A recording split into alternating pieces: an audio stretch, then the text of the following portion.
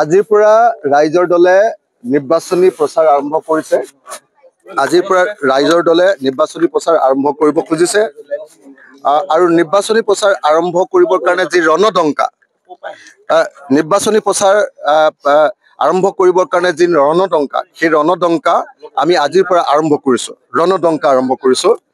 ক'ৰ পৰা আৰম্ভ কৰিছো? অসমীয়া জাতিৰ গৌৰৱৰ আটাইতকৈ গৌৰৱোজ্জ্বল ঐতিহ্য ৰংঘৰৰ পৰা আজি আমি ৰাইজৰ দলে নিৰ্বাচনী ৰণদংকা আৰম্ভ কৰিছো। এই ৰণদংকা অকল ৰাইজৰ দলৰ কাৰণে ভোট বিচৰাৰ ৰণদংকা নহয়, অসমীয়া জাতিৰ অস্তিত্ব ৰক্ষা কৰাৰ ৰণদংকা। আমি ক'বলৈ আহিছো যে যোৱা ৭৮ বছৰ ভাৰতৰ স্বাধীনতাৰ পাছত অসমীয়া জাতিয়ে একো নাপালে। এতিয়াও 250 টকাৰ বৃদ্ধ পেঞ্চন, 300 টকাৰ বিধৱা পেঞ্চন আৰু 1250 টকাৰ অৰুণোদয় আঁচনিৰ কাৰণে আমি হাহাকাৰ কৰি থাকিব লাগে।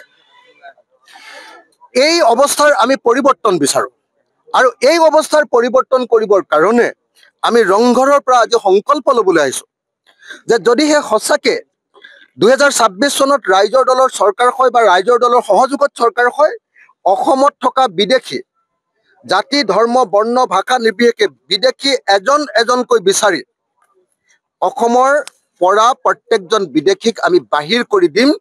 এই প্ৰতিশ্ৰুতি আৰু এই সংকল্প আমি ৰংঘৰৰ বুকুৰ পৰা ল'বলৈ আহিছো। এজন অসমীয়া হিচাপে গৰ্বিত অসমীয়া হিচাপে আৰু এজন গৰ্বিত আহোম মানুহ হিচাপে আমি এই সংকল্প ইয়াত ল'বলৈ আহিছো। 1 নম্বৰ।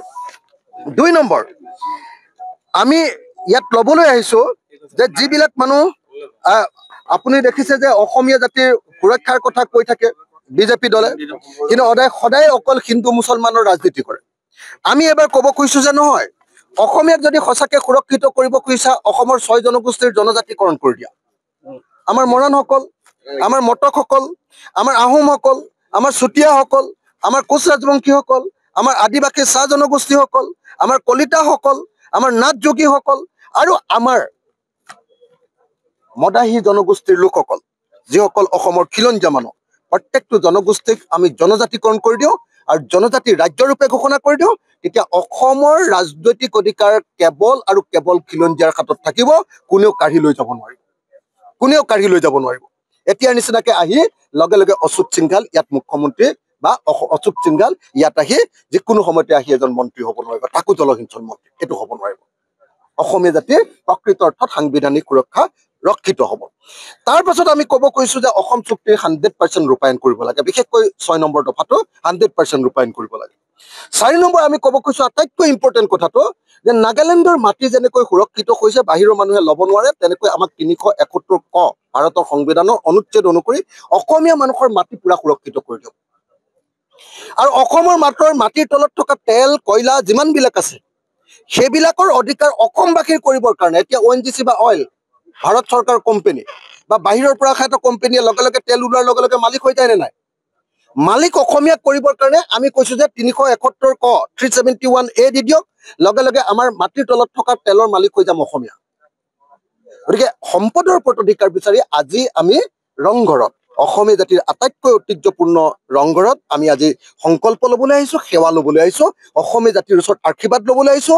আমাৰ পূৰ্বপুৰুষৰ ওচৰত আশীৰ্বাদ লৈ তেওঁলোকৰ ওচৰত সেৱা লৈ আমি ক'ব আহিছো যে আহক 2026 চনটো অসমীয়া জাতিৰ সুৰক্ষাৰ এটা বৰ্ষৰূপে আমি গঢ়ি তোলো। অকল খালি সত্তা, অকল খালি ক্ষমতা বদলি কৰাৰ বৰ্ষ নকৰো আমি। বিজেপিৰ পৰা কংগ্ৰেছ, কংগ্ৰেছৰ পৰা বিজেপি, বিজেপিৰ পৰা AGP, এনেকে ধৰণে অকল খালি এই ক্ষমতা লোভীবিলাকৰ কাৰণে খালি আমি গাড়ীখন দি নিদিওঁ। আহক আমি অসমীয়া জাতিৰ প্ৰকৃত অৰ্থ পৰিৱৰ্তন ৰূপান্তৰ আনো। তাৰপিছত আমি 5টা কথা ক'ব কৈছো, 5টা অসমীয়া জাতিৰ কাৰণে।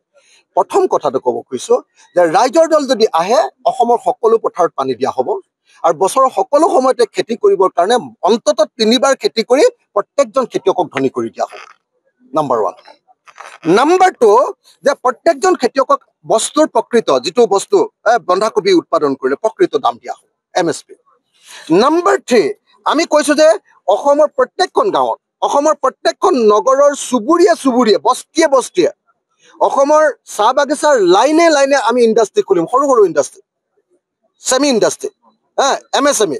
সেই সৰু সৰু ইণ্ডাষ্ট্ৰি খুলি অসমৰ এজনো মানুহ যাতে বেংগলোৰত গৈ কোনো পধ্যে যাতে সিকিউৰিটি গাৰ্ড কৰিব নালাগে আমাৰ মায়েও কাম পাব আমাৰ খুৰীও কাম পাব আমাৰ খুৰীদেও কাম পাব আমাৰ পেহীদেও কাম পাব মোৰ বাইদেও কাম পাব মোৰ ককাইদেও কাম পাব মোৰ দেউতাইও কাম পাব এজনো মানুহ নিবনুৱা হৈ নাথাকে আৰু কোনেও হিমন্ত বিশ্ব শৰ্মাক 1250 টকা দিয়ে বুলি হাত তুলিব নালাগে এনেকুৱা পৰিস্থিতি আমি কৰিব খুজিছো এটো হল আমাৰ এটা প্ৰধান 3 নম্বৰ আমাৰ মূল দাবী মূল আমাৰ প্ৰতিশ্ৰুতি অসমীয়া মানুহৰ প্ৰতি প্ৰতিশ্ৰুতি আজি আপোনালোকে চাওক মই এই চোলাটো কিনিছো আজিৰ দিনটোত এই চোলাটো কিনিছো অনলাইনত মোৰ পেন্টটো কিনিছো মই আপোনাৰ আমাজনত আৰু চোলাটো কিনিছো ফ্লিপকাৰ্টত পইচাটো গৈ গৈছে আমেৰিকালৈ অসমৰ মানুহৰ হাতত অসমৰ মানুহৰ বজাৰখন নাই আমি আমাৰ বজাৰ অম্বিকাগিৰিয়ে কিমান আগতে কৈ গৈছিলে যে পথাৰ আৰু বজাৰ যেটো জাতিৰ হাতত নাথাকিব সেই জাতিয়ে কেতিয়াও নিজৰ ভৱিষ্যত গঢ়িব নোৱাৰে গতিকে আমাৰ হাতলৈ বজাৰ আনিবৰ কাৰণে আমি চেষ্টা কৰিছো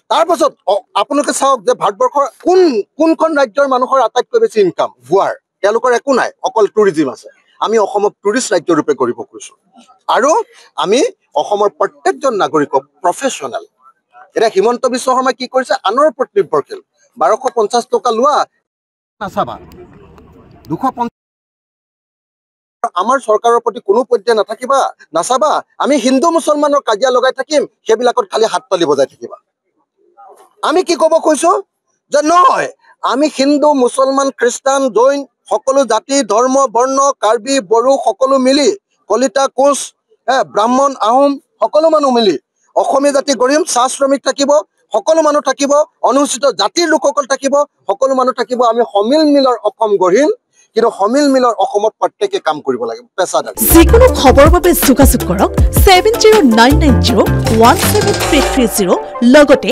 7099017110 নম্বৰত